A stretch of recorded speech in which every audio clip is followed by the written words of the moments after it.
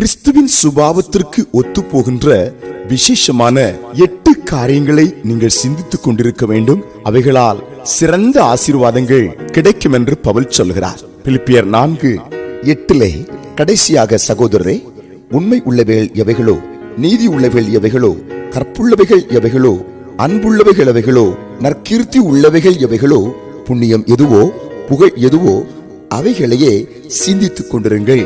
அன்புக்குரியவர்களே, நம்முடைய சிந்தனை கிறிஸ்துவுக்கு ஏதுவான, கிறிஸ்துவின் இதய துடிப்பை நிறைவேற்றுகிற ஒன்றாக இருக்கும் போது, கிறிஸ்து நம்மை மிகவும் உன்னதமான உயர்ந்த ஸ்தானத்தில் வைத்து நம்மை ஆசீர்வதிக்கின்றார்.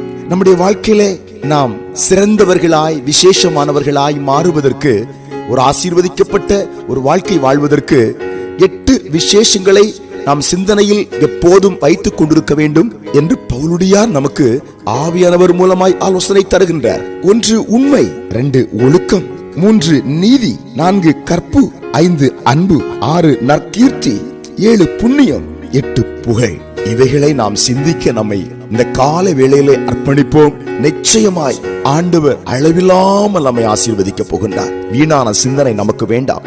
உலக பிரகாரமான சிந்தனை நமக்கு வேண்டாம். வேதத்துக்குள் இருக்கிற இந்த முத்துக்களை போல நம்மை ஒளிரச் செய்கிற, நறுமணம் பரப்பச் செய்கிற இந்த ஆசீர்வாதமான இந்த சுபாவங்களை நம் வாழ்க்கையிலே தரித்துக் கொண்டு சிந்தித்துக் கொண்டு முன்னேறுவோம். கர்த்தர் நிச்சயமாய் இந்த நாள் உங்களை ஆசீர்வதிப்பார். ஜெபிப்போம். எங்கள் பரலோகத்தின் பிதாவே, இந்த காலை வேளையிலே நாங்கள் இந்த 8 விதமான விசேஷங்களை சிந்தித்து உம்முடைய ஆசீர்வாதங்களை பெற்றுக்கொள்ள உம்முடைய கரங்களில் எங்களை தருகிறோம், தாழ்த்துகிறோம்.